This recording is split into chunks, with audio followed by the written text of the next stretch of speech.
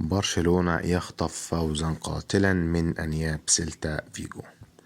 خطف برشلونة فوزا قاتلا من ميدان سيلتا فيجو بعدما انتصر على أصحاب ملعب بالايدوس بهدفين لهدف، وذلك في اللقاء الذي جمع بينهما مساء السبت لحساب الأسبوع 25 من الدوري الإسباني. ويواصل فريق المدرب تشافي هرنانديز الحفاظ على حظوظه نظريا في الحفاظ على لقب الليغا بعدما استعاد نغمة الانتصارات من جديد من بوابة سيلتا فيجو. مباراة برشلونة وسيلتا فيجو اليوم تنتهي بفوز البارسا بهدفين.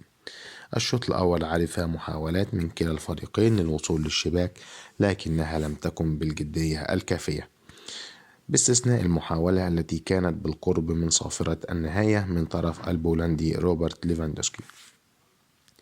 المهاجم البولندي تلقى تمريرة من المغربي لامين يامال على حدود منطقة الجزاء ليمهد الكرة قبل أن يطلق تسديدة صاروخية هزت الشباك المحلية في الدقيقة 45.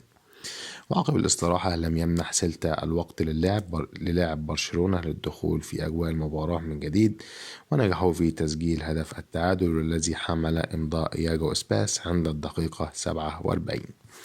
وفي الوقت المبدل من المباراة وقع ليفاندوفسكي على الهدف الثاني من ركلة جزاء، وبالتحديد في الدقيقة 7 من الوقت بدلا من الضائع.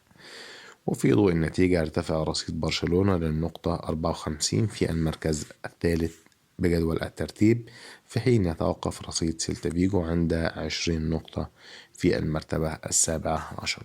كانت مباراة رائعة للغاية ومثيرة، وكان يتمناها جمهور برشلونة، خاصة عودة نغمة الانتصارات على يد سيلتا فيجو.